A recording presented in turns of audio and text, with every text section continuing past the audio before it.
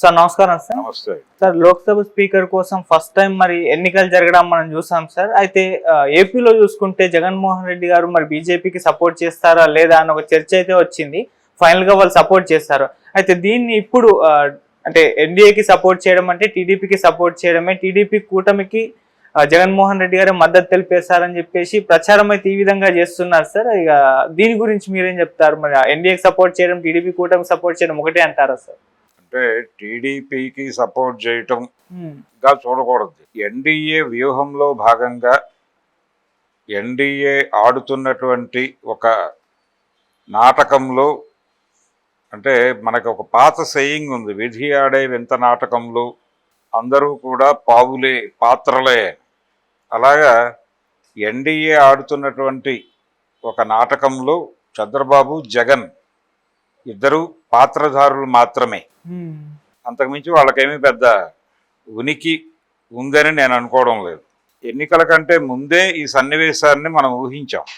అంటే మొదటి నుంచి ఉన్నదే అది. అంటే ఎందుకు ఏపీ ఎలక్షన్లో ఎన్డీఏ చంద్రబాబుతో ట్రావెల్ అయింది, ఎందుకు భారతీయ జనతా పార్టీ చంద్రబాబుని హక్కును చేర్చుకుంది, చంద్రబాబుతో ఎందుకు సయోధ్య పెట్టుకుంది, కూటమి ఏర్పాటుకు ముందు నుంచి ఎందుకు వ్యతిరేకంగా ఉంది, తర్వాత ఎందుకు అనుకూలంగా మారింది, ఎందుకు చంద్రబాబుని కంట్రోల్లోకి తీసుకోవడానికి పవన్ కళ్యాణ్ అనేటువంటి ఒక టూల్ని ఎందుకు వాడింది అంటే, పబ్లిక్ మూడ్ కొంత యాంటీ జగన్గా కదులుతోంది అనేది వాళ్ళకి ఒక స్మెల్ ఉంది, ఒక అజ ఉంది. ఉండటం వలన వాళ్ళకి కావాల్సింది కేంద్రంలో తమ వెనకాల నిలబడేటువంటి ఎంపీలు, తము చెయ్యి ఊపితే చెయ్యెత్తేటువంటి ఎంపీలు కావాలి వాళ్ళకి. అది ఏపీలో ఉన్నటువంటి ఎంపీలు ఇన్ టోటల్ తన కాంపౌండ్లో ఉండాలి అనేది ఎన్డీఏ వ్యూహం. ఆ వ్యూహంలో భాగంగా జగన్ గెలవగలిగితే జగన్ ఎలాగో మన కాంపౌండ్లోనే ఉంటాడు. ఎందుకంటే ఆయన కేసులు, ఆయన గొడవలు, ఆయన వివాదాలు ఆయనకు ఉన్నాయి.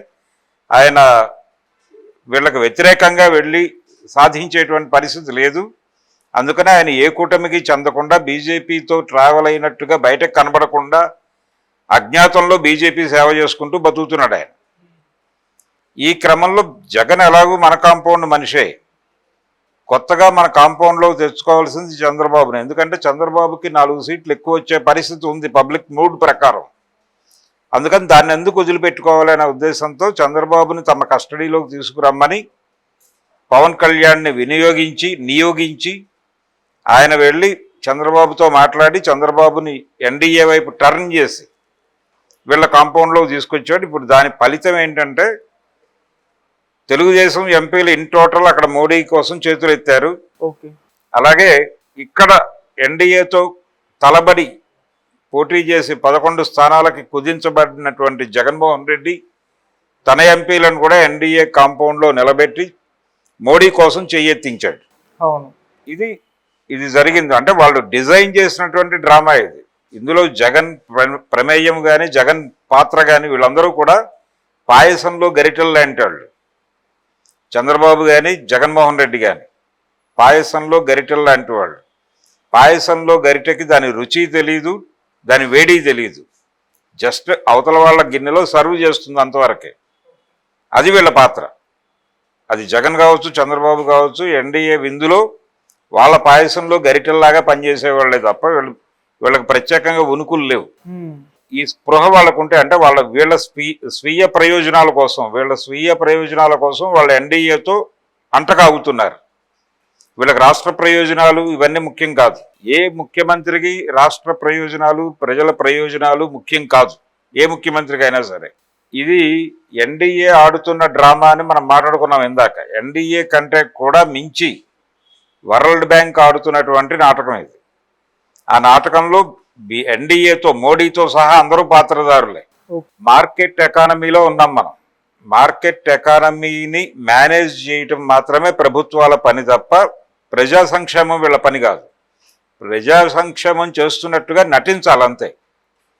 ఆ నటన చేస్తూ ప్రజలను ఆకట్టుకుంటూ, ప్రజలను మేనేజ్ చేసుకుంటూ ఈ మార్కెట్ ఎకానమీని డ్రైవ్ చేయాలి.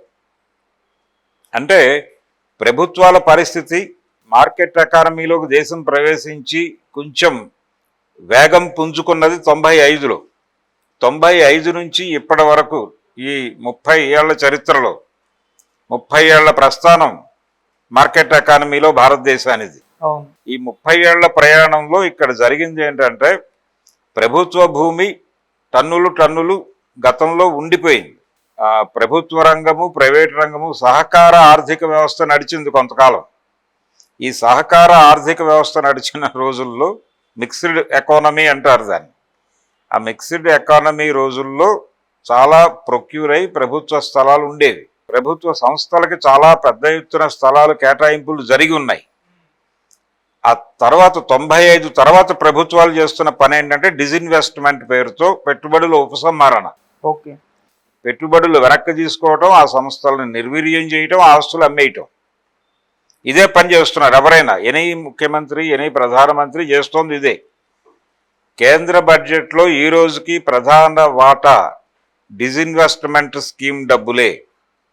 అమ్మిన డబ్బులతో పని చేస్తున్నారు తప్ప వీళ్ళు సంపాదించి పని చేయట్లా. సంపాదించుకోవటం మార్కెట్ పని అయిపోయింది.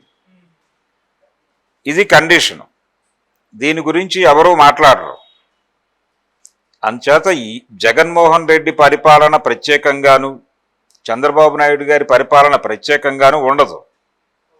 ఎవరైనా సరే ఆ తానులో ముక్కలే. అక్కడి నుంచి వచ్చిన పాలసీ ఇంప్లిమెంట్ చేయాలి. మధ్యలో నీ దగ్గర ఉన్నటువంటి పావలాన్ని నువ్వు దానం చేస్తావా, ఎలా దానం చేస్తావు, దాన్నే సంక్షేమ పథకాలు అంటున్నారు. అమ్మ ఒడి, నాన్న ఒడి, ఇవన్నీ కూడా అక్కడి నుంచి ఆ పావలాలో పుట్టేవి. అది చంద్రబాబు అయినా చేస్తాడు, జగన్మోహన్ రెడ్డి అయినా చేస్తాడు. ఆయన పద్ధతిలో ఆయన చేస్తాడు, ఈయన పద్ధతిలో ఈయన చేస్తాడు. మీకు అన్న క్యాంటీన్ అని చెప్పి 5 రూపాయలకు భోజనం పెడతానంటే అలా 5 రూపాయలకు అన్నం తినేవాళ్ళ ఎంతమంది ఉన్నారు అనేది నువ్వు ఒక లెక్క కదా. నీ రాజ్యంలో 5 రూపాయలకు అన్నం తినే పరిస్థితిలో జనాలు ఉన్నారంటే అది నీకు సిగ్గు కదా. నువ్వు చేస్తున్న పాలన ఏంటి, అది కదా ప్రశ్నించాల్సింది. అంటే వీళ్ళు చేస్తున్న పని ఏమిటంటే పరిపాలన అనే పేరుతో పేదలకి ఒక 70 గజాలు స్థలం ఇచ్చి అందులో కొంతమందిని సెలెక్ట్ చేసి వాళ్ళకు ఒక 70 గజాల స్థలం ఇచ్చి ఇల్లేసుకోమని.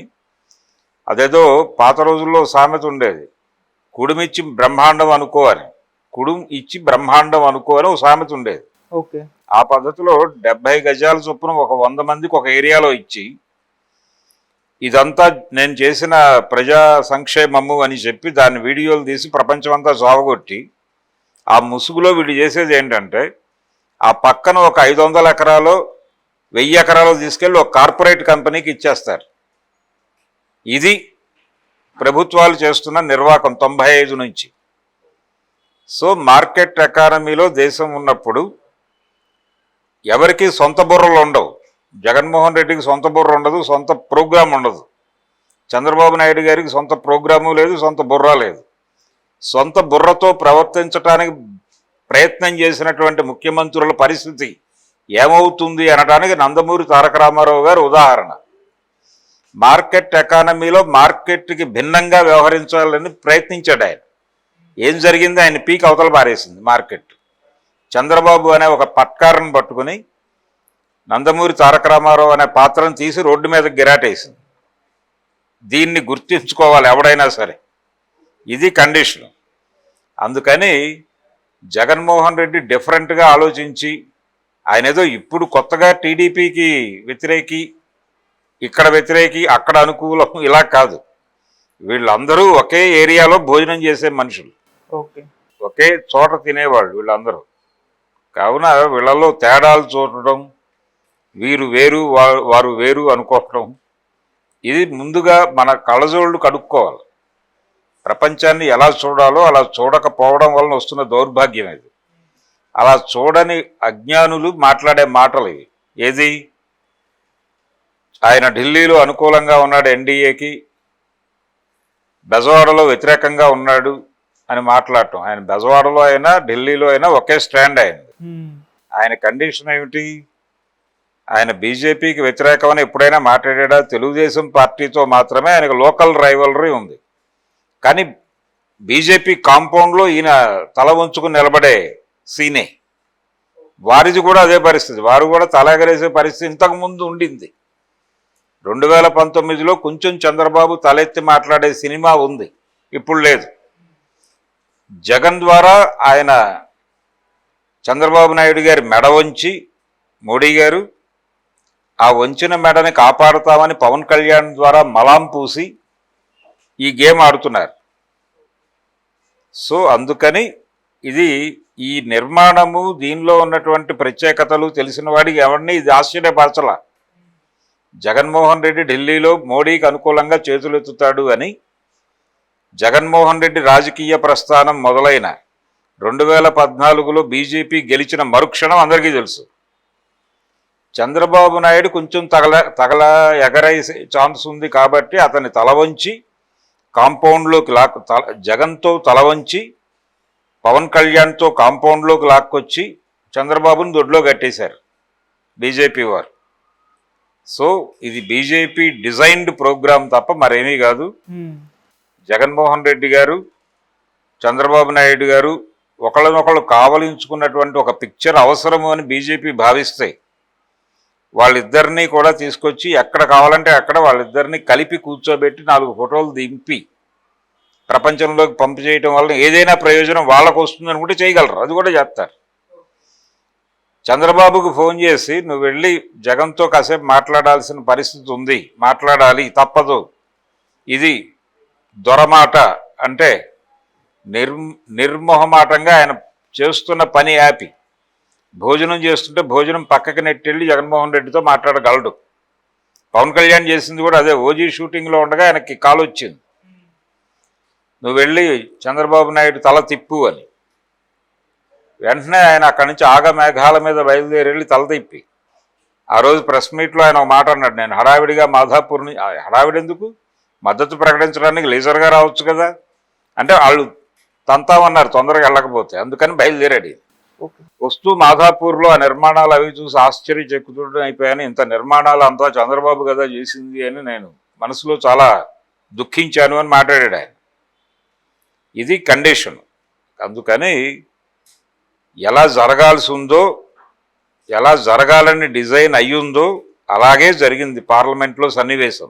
ఓకే, అంతకు మించి తేడాగా జరిగితే ఆశ్చర్యపోవాలి. జగన్మోహన్ రెడ్డి అక్కడ చేతులు ఎత్తకపోతే ఆశ్చర్యం, కానీ ఎత్తితే ఆశ్చర్యం లేదు.